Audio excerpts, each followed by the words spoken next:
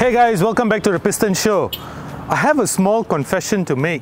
I've never driven the Nissan Almera.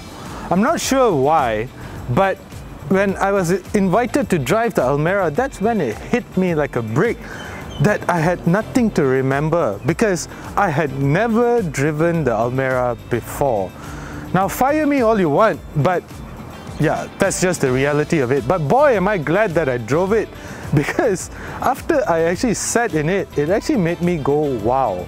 Only then I realized what I have been missing out on, because the Almera is actually not a bad car, and despite it being quite old already, it still is pretty decent.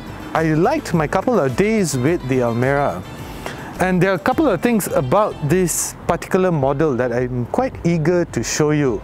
But as usual, a quick word from our sponsor, because hey, that's how we pay our bills. So, in 60 seconds, we'll be back. Hey guys, what are some of the things that you consider when choosing a petrol brand? For me, I make sure that the petrol can keep my engine clean and also give me better mileage. I'm sure everybody thinks about this when choosing a particular brand. With BH Petrol's Infinity RON 95 Euro 4M, you get precisely that. It has special German additives that reduces the amount of deposits that build up in your engine over the long term, keeping it clean.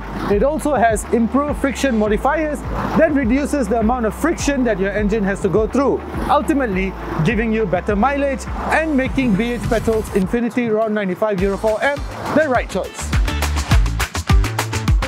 So some are gone in 60 seconds, but not us, we are back. Anyway, this is the Black Edition of the Nissan Almera. So what do you get with the Black Edition? This grey color, Nissan calls it Glacier Grey, and some car makers, if I'm not mistaken, Porsche calls it Nardo Grey, and whatever they call it, I just love it. It just adds a very sporting, very moto sport, very Ghana's color, and it just really suits the overall silhouette of the Nissan Almera. And I like the combination of grey and black. In fact, I think it's a very sexy design. The Black Edition is also a combination of a body kit. So you get this black bumper, the blacked out components, you get black 16-inch wheels, you get this side skirts at the back here. But what you do not get for 8,000 ringgit is this rear spoiler. This rear spoiler will cost you an additional 1,400 ringgit. So if you want the car the way it looks like right now, you will have to pay a further 9,400 ringgit on top of the 95,888 that Tan Chong wants for the Almera. Is it worth it? You let me know in the comment section below, but what I can tell you right now is that it is an extremely good looking car. The one thing about the Nissan Almera, it is that it has always been like a very good permanent fixture in the B segment cars. So in the B segment you get models like the Honda City as well as the Toyota Vios. Whether or not the Proton S70 sits in the B segment, Proton says it's a C segment car. For B segment prices, whatever, we will come up with a different video to address that. But as a B segment model, it is not a bad family car. You get 482 liters of boot space together with foldable seats. So you get 60/40 foldable seats for that additional storage space. And yes, you also get a spare tire. Though it's a space saver spare tire, it's still much better than no spare tire. So powering the Almera is a 1-litre 3-cylinder turbocharged engine, making 100 PS and 152 Newton meters of torque, with all that power sent to the front wheels via a CVT transmission. Now this is a 3-cylinder engine, as I've said, and the problem with 3-cylinder engines is that they are unbalanced, and when they are unbalanced they tend to do stuff like this. Start up please.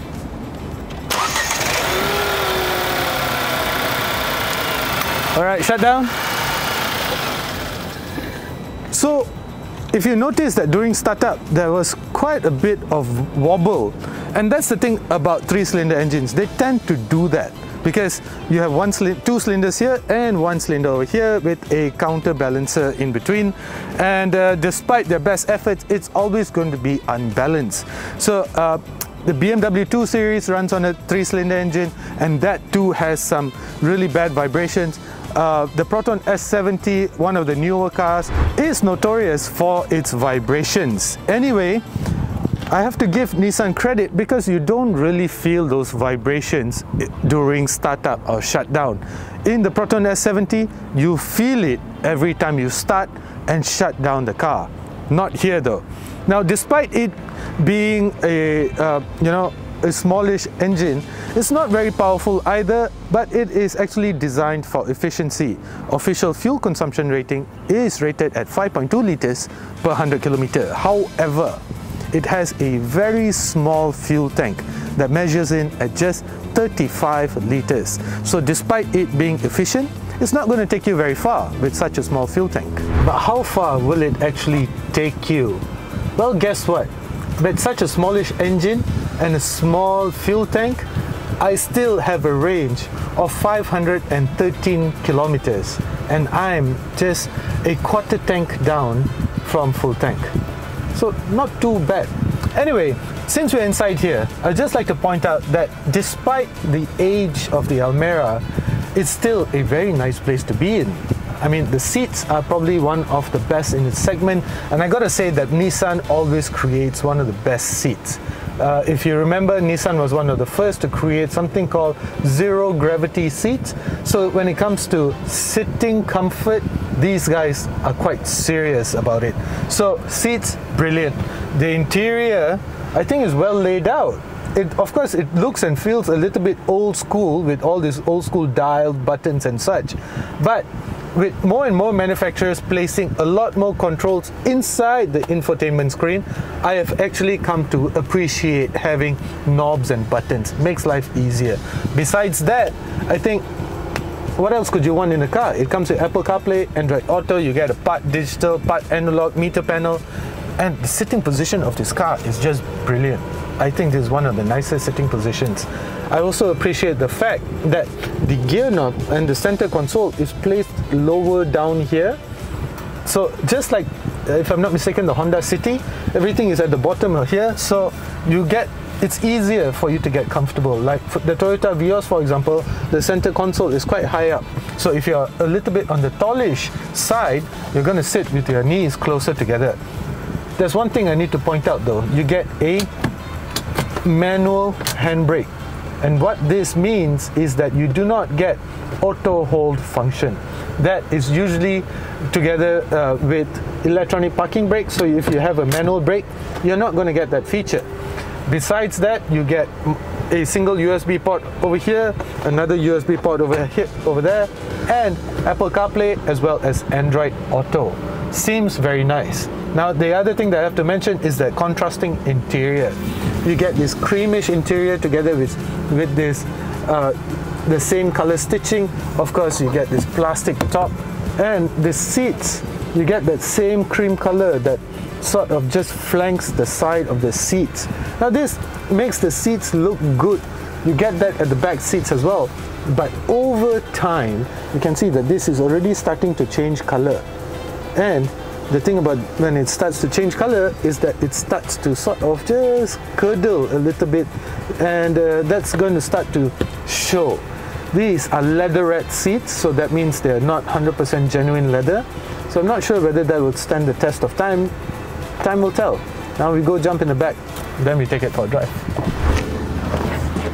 So as soon as you get at the back, you will notice that you do not get any air conditioning vents at the back here. So for your passengers, yeah, may not be a great place to be. You also get a single USB port.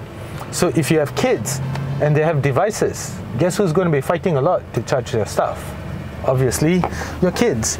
But there's one thing that I need to point out though about Nissans is that the back seats are always placed a little bit higher than the front seats. This gives you an elevated view of what's going on at the front and around you.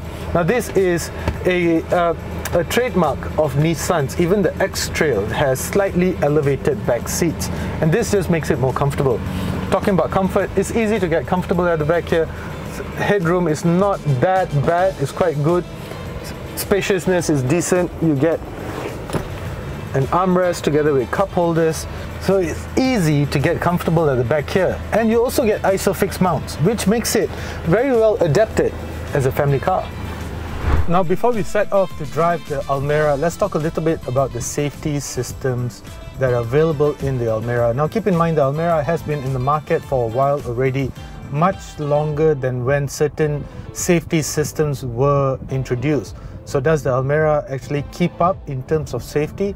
Well, from what I'm reading, of course it does. It still comes with 6 airbags, which is pretty much the same amount as compared to its competitors in the same segment as well.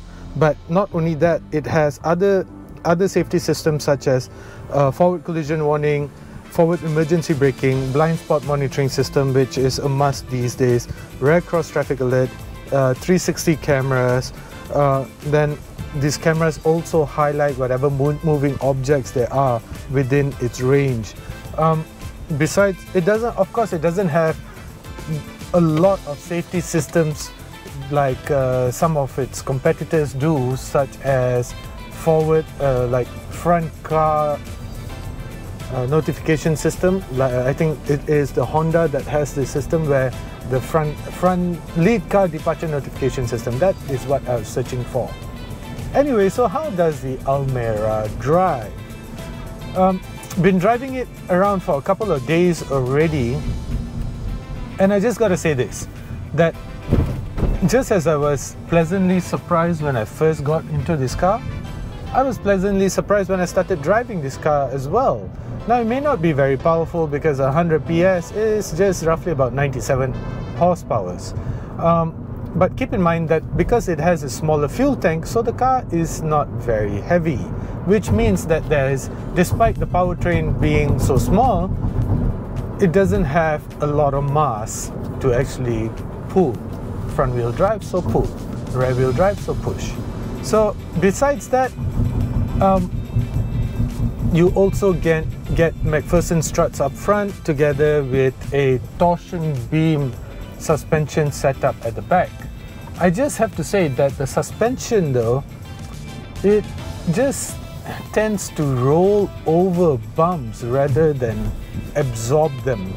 So that is one thing that I wish could be better about the Almera, because it does sort of affect the comfort levels. Like, check this out. I can feel that. I can feel that on my bum. I can feel that everywhere. So the suspension should absorb it. You know, but what that ultimately results in, a stiffer suspension actually means lesser body roll. Like this. What is that? So, in that sense, I think the suspension of the Almera could be a little bit more comfortable. But that is not necessarily a bad thing, because as soon as you start, getting into corners, you realize that, hey, this car doesn't roll around all that much. So in terms of handling when the roads get interesting, I think the Almera is quite exciting. So in terms of power, as I've said, it's not very fast. It's not going anywhere very quickly either. It makes a lot of fancy noises, but that is not the engine, that is the CVT transmission. And in typical CVT transmission fashion, it's very noisy. So yeah, it still makes a lot of fancy sounds. But what is really impressive though is the refinement levels in here, because despite me being at some high speeds, let's be polite about it, you still don't hear a lot of wind noise around the C pillars, B pillars and such. A pillars I think? I forgot my technical details. So, and I really like that, because that just means that as a family car, the Almera is not bad at all. I just wish that the suspension was a little bit softer. Now I got a fast right-hander coming over here, and I'm at some speeds that I won't mention. The car feels planted. As compared to some of its competitors, which will throw your head around because of how soft the suspension is, the body roll on this car, it's quite impressive. So even though the suspension may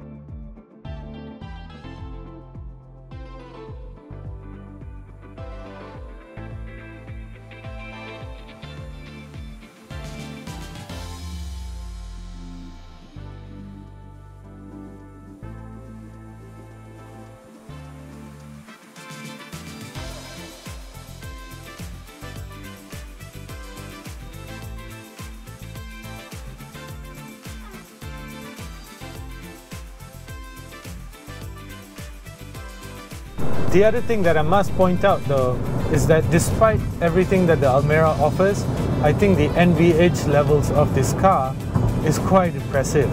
I mean, there's hardly anything about the world outside that I'm hearing inside here, despite doing slightly above your usual highway speeds. The suspension, as I've already said, could be better, but it's good enough. The NVH levels though are really good.